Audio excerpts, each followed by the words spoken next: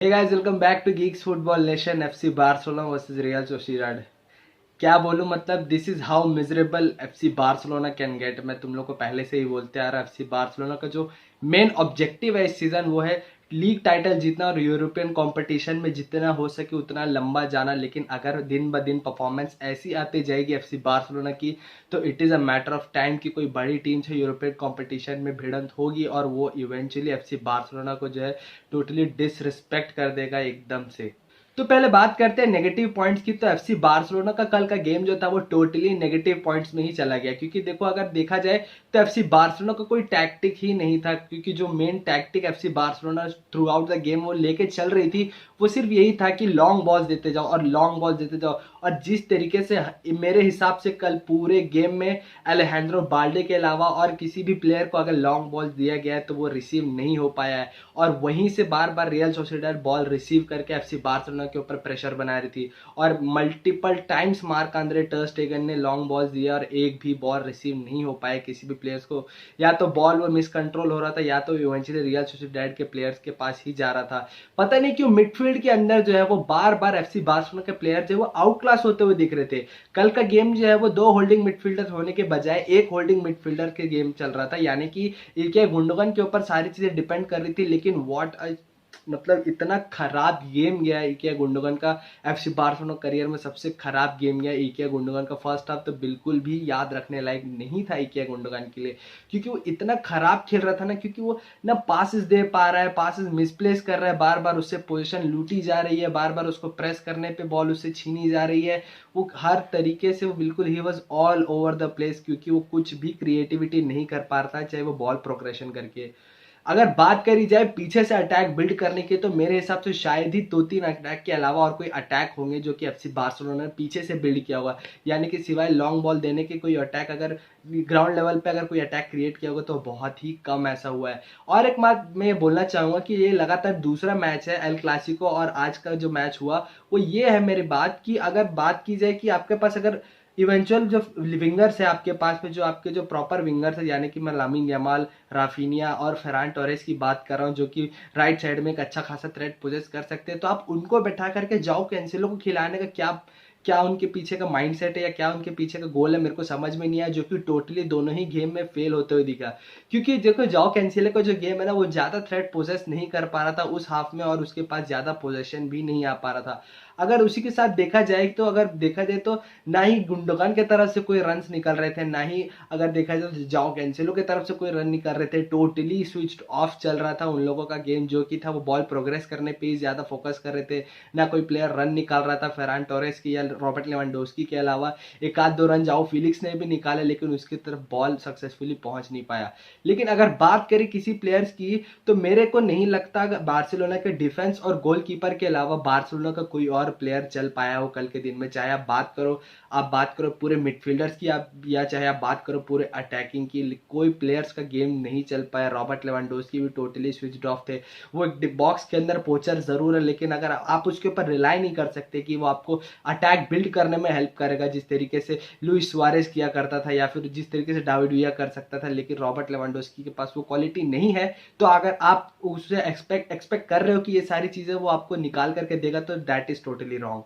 तो अगर बात करें एफसी बार्सिलोना के डिफेंस की तो दोनों सेंटर बैक थे जूल कुंडे और इनिगो मार्टिनेज। फुल बैक्स की बात करें तो लेफ्ट साइड पे था Alejandro Balde as always and right back जो था वो था रोनाल्ड अराउहो। अब बात करें डिफेंस की तो एफसी बार्सिलोना का डिफेंस ऑन पॉइंट था, क्योंकि जितनी बार रियल सोसिएडाड क्वेश्चंस पूछ रही थी एफसी बार्सिलोना के डिफेंस से, एफसी बार्सिलोना जो स्टैंड आउट करी थी। और मार्क आंद्रे टर स्टेगन कल के गेम में कितना ही ज्यादा इंपॉर्टेंट था वो चीज हम लोग को ये चीज एडमायर करनी पड़ेगी और ये चीज अप्रिशिएट करनी पड़ेगी कि ऐसे कितने सारे गेम्स है। लास्ट सीजन भी जो 1-0 के गेम जो स्कोर लाइन से एफसी बार्सिलोना ने जीता था और टर स्टेगन का उस पर कितने हाथ था और कल कितने मल्टीपल सेव्स मार्क आंद्रे टर स्टेगन ने निकाले, तो totally shout out to them also. अगर बात करी जाए कूबो की तो कूबो जितनी बार भी जो आगे लेके आ रहा था बॉल को हर बार थ्रेट निकाल रहा था और बार बार जो था उसको इनिगो मार्टिनेज को मैं एक बार शॉट आउट देना चाहूंगा, क्योंकि इनिगो मार्टिनेज जो इट्स मतलब totally bang on signing for FC Barcelona, क्योंकि जिस तरीके से लगातार वो तीसरी चौथी गेम वो स्टार्ट कर रहा है और जिस तरीके से वो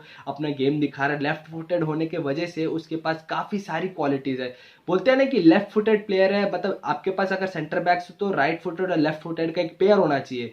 तो राइट फुटेड की बात करें तो जूल्स कुंडे का गेम भी बहुत ही अच्छा था। शुरू के कुछ मिनट्स में स्लॉपी पास दिया और एक खतरनाक पास उसने बैक दे दिया था, जो कि तुरंत रियल सोसिएडाड के प्लेयर ने रिसीव करके गोल के अंदर मार दिया, लेकिन वो मिस हो गया। एक बहुत ही बड़ा वो जो चांस क्रिएट हुआ था रियल सोसिएडाड के लिए, लेकिन वो चांस मिस हो गया, थैंक गॉड। अगर उसी के साथ बात करें अगर इनिगो मार्टिनेज की, तो इनिगो मार्टिनेज का गेम भी काफी ज्यादा सॉलिड था, लेफ्ट फुटेड प्लेयर होने के बावजूद भी। भले ही उसके पास वो पेस नहीं, लेकिन फिजिकलिटी, पासेस देना और जो रन्स को एंटिसिपेट करना है वो इनिगो मार्टिनेज बहुत ही अच्छे से कर रहा था। और इनिगो मार्टिनेज, जूल्स कुंडे बहुत ही बेहतरीन तरीके से एक दूसरे को कॉम्प्लीमेंट करके एफसी बार्सिलोना के लिए जो चांसेस क्रिएट हो रहे थे उसको रोक रहे थे। बात की जाए अगर एफसी बार्सिलोना के सब्स्टिट्यूशंस की, तो मेरे हिसाब से पेड्री के आने के बाद से शावी हर्नांडेस खुद और एफसी बार्सिलोना के सारे प्लेयर्स ये एक्सपेक्ट कर रहे थे कि पेड्री के आने के बाद से चीजें चेंज होगी, लेकिन रियलिटी ये थी कि चीजें चेंज नहीं हो पाई, क्योंकि पेड्री जो है वो लॉन्ग टर्म इंजरी के बाद आ रहा था, यानी कि अगस्त के बाद पहला मैच खेल रहा था वो। तो उससे बहुत ज्यादा एक्सपेक्ट करना, वो भी ऐसे फंसे हुए गेम में जहां पे आपका मिडफील्ड कुछ नहीं कर पा रहे, जहां आपके अटैक कुछ नहीं कर पा रहे, तो उसके ऊपर टोटली रिलाई करना भी गलत था। लेकिन कुछ समय बाद ही जब एंडिंग के मिनट्स आने लगे तो पेड्री ने भी कुछ कुछ जादू दिखाया और एक बेहतरीन असिस्ट निकाला ही था गावी के लिए, जो कि इवेंचुअली गोल स्कोर हो जाना चाहिए था, पर गावी ने मिस कर दिया। देखो, एक चैंपियन टीम और एक एलिट टीम की जो माइंडसेट है ना, वो यही है। एफसी बार्सिलोना ने कल के गेम में यही दिखाया कि एक एलिट टीम क्या करती, एक चैंपियन टीम क्या करती है। ऐसे फंसे हुए गेम में जहां पे आपकी डिफेंस के अलावा कोई आपका मिड लाइन काम नहीं कर रहा, आपके फॉरवर्ड्स काम नहीं कर रहे, उसके बावजूद भी चैंपियंस टीम का काम ही यही है, वो चीज उनको चैंपियंस बनाती है, इसलिए क्योंकि वो उसके बावजूद भी गेम निकालना जानते हैं। कल के गेम में एफसी बार्सिलोना का कुछ भी नहीं चल रहा था, कोई टैक्टिक्स ही नहीं चल रहे थे। हर प्लेयर अपने ऑपोजिशन वाले प्लेयर से आउट क्लास हो रहा था। जहां पे आपकी team first shot on target ले रही है, तो भी 89th मिनट में फर्स्ट शॉट ऑन टारगेट ले रही है, उसके बावजूद भी अगर आपकी टीम वहां से जीत निकाल रही है, तो मेरे हिसाब से वो बहुत बड़ी बात है। और एक चैंपियन टीम को वही करना चाहिए, और एफसी बार्सिलोना ने ये चीज करके दिखाया, तो उसके लिए कोई बात। तो क्या कल का गेम एफसी बार्सिलोना के लिए डिजर्विंग था? नहीं, लेकिन end of the day matter क्या करता है कि 3 पॉइंट्स कौन सी टीम ले गई। रियल सोसिएडाड को मैच शुरू होने के 30 सेकेंड्स के अंदर ही चांस, ऐसा क्लियर चांस मिला था जो कि गोल में कन्वर्ट हो जाना चाहिए था। लेकिन अगर आपको इतने सारे चांसेस मिलने के बाद भी अगर आप चांस कन्वर्ट नहीं कर पा रहे हो, और आप एकदम फाइनल एकदम डेथ मिनट्स में आप इतने वल्नरेबल हो जा रहे हो, आप इतने एग्जॉस्टेड हो जा रहे हो, आपकी तरफ फटीग इतना आ रहा है कि आपके सामने से एक डिफेंडर रन निकाल रहा है, आप उसको टोटली अनमार्क छोड़ रहे हो और वो हेडर लेके गोल स्कोर करता है और वो इवेंचुअली वो टीम जीत जाती है, तो आप ब्लेम किसको करोगे? एफसी बार्सिलोना को करोगे? कोच को करोगे?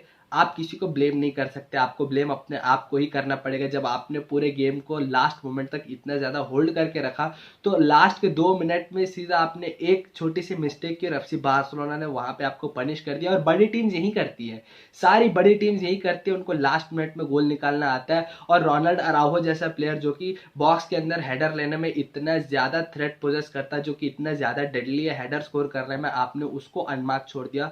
और इकिया गुंडोगन ने एक बहुत ही बेहतरीन लॉफ्टेड पास निकाला, रोनाल्ड अराउहो ने आपके गोलकीपर को नेटमैक करके हेडर स्कोर किया और वो बॉल गोल पोस्ट के अंदर डाल दिया। तो गलती किसी की नहीं है, गलती रियल सोसिएडाड की ही है, क्योंकि उसको चांसेस, इतने ज्यादा क्लियर चांसेस मिले थे। अगर इतने क्लियर चांसेस एफसी बार्सिलोना को मिलते तो डेफिनेटली 2 या 3 गोल स्कोर कर दिए होते एफसी बार्सिलोना ने, लेकिन इतने क्लियर चांसेस नहीं मिले जितने रियल सोसिएडाड को मिले थे। लेकिन end of the day matter यही करता है कि चांसेस मिलने के बाद में किस टीम ने उस चांस को जो है, उस अपॉर्चुनिटी को ग्रैब किया और किस टीम ने नहीं किया। रियल सोसिएडाड को चांस मिला कई बार, लेकिन वो उस अपॉर्चुनिटी को ग्रैब नहीं कर पाए, फाइनल थर्ड में जो है वो फिनिशिंग नहीं दे पाए। लेकिन एफसी बार्सिलोना को सिर्फ एक चांस चाहिए था फाइनल थर्ड में फिनिश करने का, और एफसी बार्सिलोना वो चीज कर दिया और वो विनर भी बन गए।